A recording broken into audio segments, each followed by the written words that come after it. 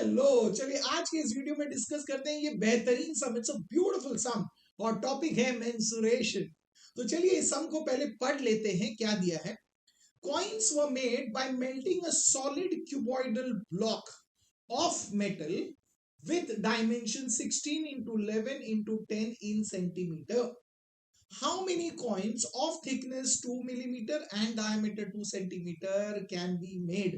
And हमें दिया गया है कि पाई की वैल्यू है 22/7। ओके, तो चलिए अब इस सम को हमने पहले पूरा पढ़ लिया। अभी सेंटेंस बाय सेंटेंस देखते हैं, उससे हमें क्या समझ में आता है। सबसे पहला सेंटेंस देखिए क्या दिया। Coins were made by melting a solid cuboidal block of metal with dimension 16 into 11 into 10 in centimeter।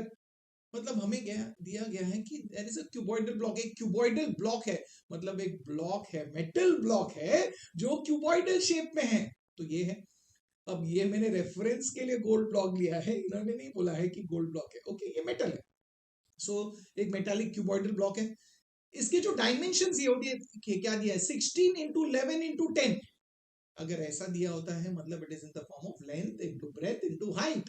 मतलब हमें लेंथ दिया गया है 16 सेंटीमीटर, इन सेंटीमीटर है देखना, और ब्रेथ दिया है 11 सेंटीमीटर और हाइट दी गई है हमें दैट इज 10 सेंटीमीटर। सो हमें लेंथ दिया है, ब्रेथ दिया है, हाइट दिया है। ओके, इतना इंफॉर्मेशन दिया। अब बोला क्या गया, कॉइन्स वर मेड, मतलब इस मेटल ब्लॉक से हमने बनाया है कॉइन्स बाय मेल्टिंग। मतलब इस मेटल ब्लॉक को हमने मेल्ट किया है। तो चलिए इसे मेल्ट करते हैं, मतलब हीट प्रोवाइड करते हैं, मेल्ट करते हैं। अब जब इसे मेल्ट करते हैं तो ये कौन से फॉर्म में हो गया, सॉलिड से अब आ गया लिक्विड फॉर्म में।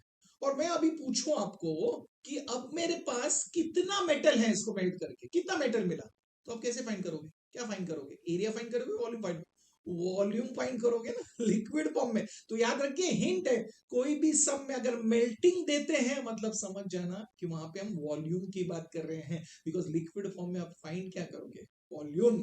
तो याद रखो। तो अब मैं पूछूं उस मेटल से आपको कितना मेटल मिला, मतलब उस मेटल ब्लॉक से आपको कितना मेटल मिला, तो जाहिर सी बात है कितना, जितना उस मेटल ब्लॉक का वॉल्यूम है। तो अब मेरे पास वॉल्यूम ऑफ मेटल है।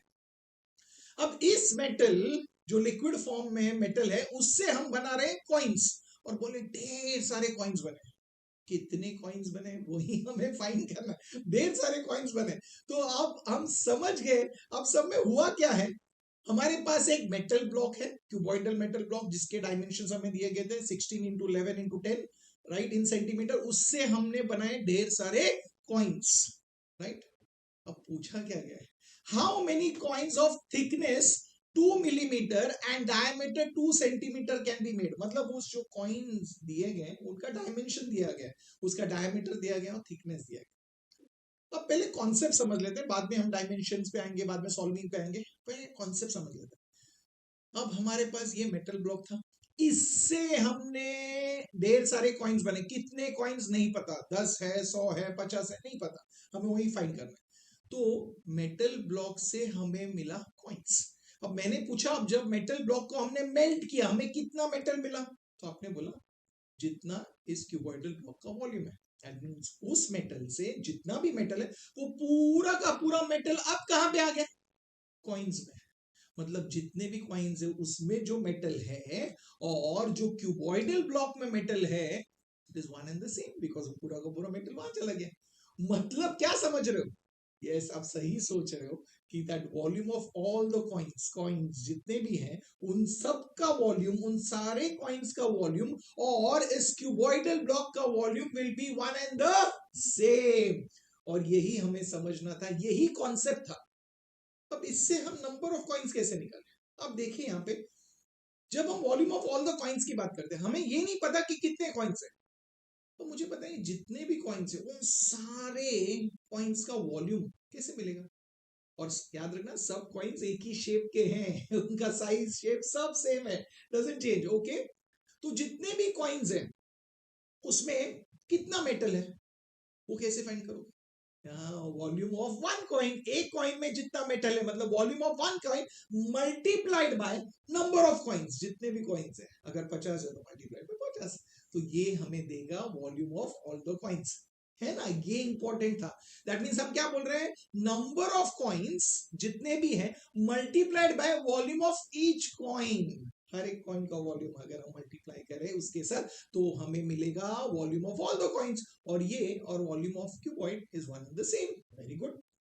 अब देखिए यहाँ पे हमें फाइंड करना है नंबर ऑफ कॉइन्स। अब मुझे बताइए नंबर ऑफ कॉइन्स कैसे मिलेगा। आप बोलोगे वॉल्यूम ऑफ ईच कॉइन को यहाँ पे लेके जाओ डिनोमिनेटर में, तो लेके आइए डिनोमिनेटर में, तो अभी क्या मिलेगा, हम बोलोगे volume of the cuboid divided by volume of each coin.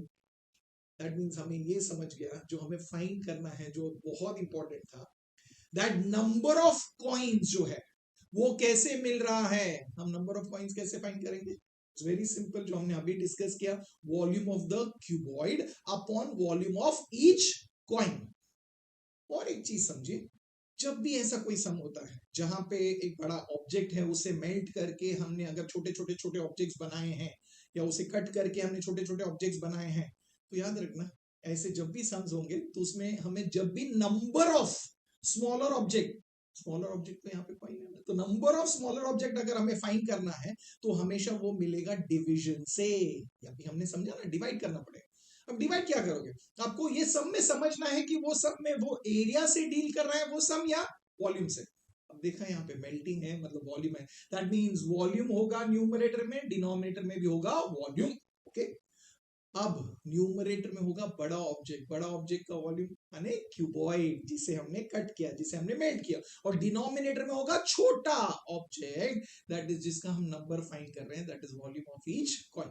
ये हमें इससे समझ आया, तो याद रखना बहुत इजीली आप ऐसा कर सकते हो ये आपको याद रखना। ओके, तो चलिए आपने बोला ये तो हम समझ गए, अब हमें इसे सॉल्व करना है। बट अभी कॉइन के बारे में क्या इंफॉर्मेशन दिया गया, कॉइन के बारे में दिया गया है कि उसका डायमीटर है, हमें दिया गया है 2 सेंटीमीटर, और थिकनेस जो है, थिकनेस दिया गया है हमें 2 मिलीमीटर। मतलब हमें ये समझ गया, बाकी सब डायमेंशन सेंटीमीटर में, ये मिलीमीटर में, मतलब हमें इस मिलीमीटर को सेंटीमीटर में चेंज करना होगा, याद रखो। और जब हम कॉइन की बात करते हैं तो ये कौन से शेप में, सिलिंड्रिकल शेप में, तो याद रखना जो थिकनेस है वो सिलिंडर का क्या हो गया, हाइट। Very good.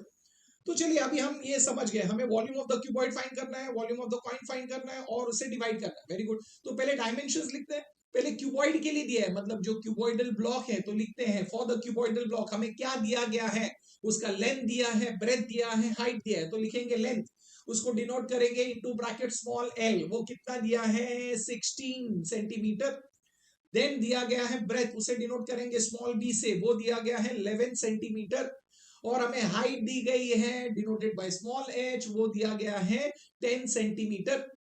तो हमने इसके डायमेंशंस लिख दिए। अब क्या लिखना है, अब कॉइन जो है, और कॉइन कौन से शेप में, सिलिंड्रिकल। Very good. तो लिखेंगे फॉर द सिलिंड्रिकल कॉइन हमें क्या दिया गया है, हमें दिया गया है उसका थिकनेस, थिकनेस मतलब वो सिलेंडर के लिए क्या होगा, हाइट। तो हम लिखेंगे यहाँ पे वो होगा हाइट, और उसे क्या हम h से डिनोट कर सकते हैं, नहीं, बिकॉज h ऑलरेडी हमने height of the cuboidal block के लिए लिया है, तो यहाँ पे रिप्रेजेंट करेंगे h1।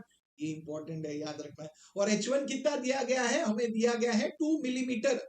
बट हमने डिस्कस किया, देखिए यहाँ पे सब जो है बाकी यूनिट सेंटीमीटर में है, तो हमें मिलीमीटर को सेंटीमीटर में चेंज करना होगा। अब हमें पता है क्या है, 1 centimetre is equal to 10 millimetre, ये है वो रिलेशन। तो अभी हमें मिलीमीटर को सेंटीमीटर में चेंज करना है, मतलब छोटे यूनिट को बड़े यूनिट में चेंज करना है। अभी हमेशा याद रखना, छोटे यूनिट को बड़े यूनिट में चेंज करोगे तो क्या करोगे, डिवाइड करोगे। ओके, डिविजन किससे करोगे, जो रिलेशन है वो क्या है 10, तो डिवाइड बाय 10 कीजिए, सो 2 डिवाइड बाय 10।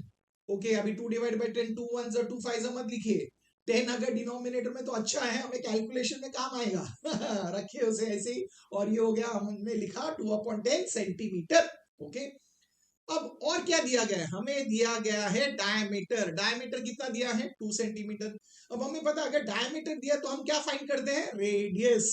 तो नेक्स्ट लाइन में लिखेंगे रेडियस, और रेडियस को, अब हाइट को हमने h1 लिया है तो रेडियस को हम r दे सकते हैं, बिकॉज r डिनोट तो नहीं किए, बट सिंस यहाँ पे h1 लिया तो उसे हम r1 ले लेते हैं, तो हम लिखेंगे रेडियस r1, वो कितना होगा इसका half, that means 2/2, that is nothing but we get it as 1 centimetre.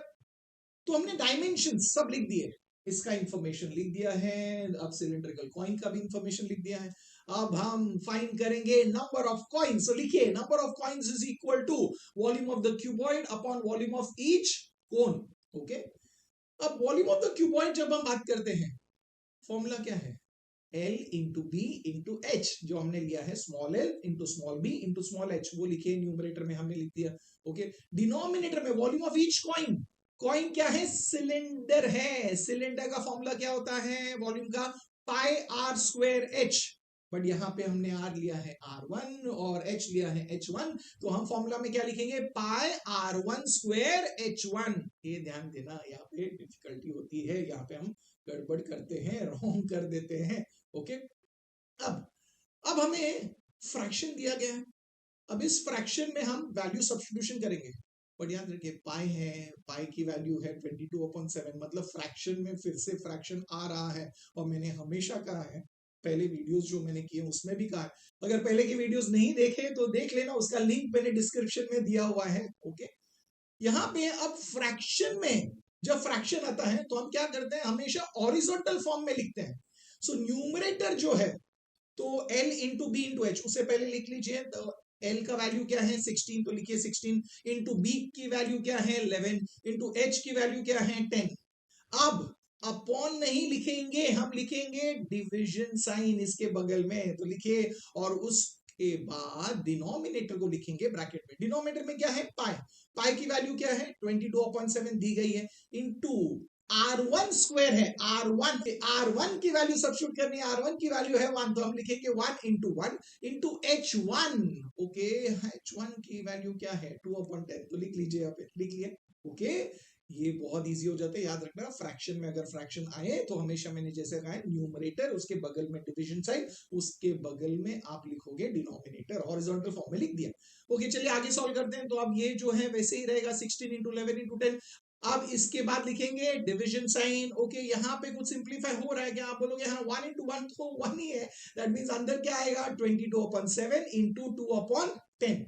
Okay, अब नेक्स्ट आगे सॉल्व करते हैं। तो अब लिखेंगे 16 इंटू 11 इंटू 10।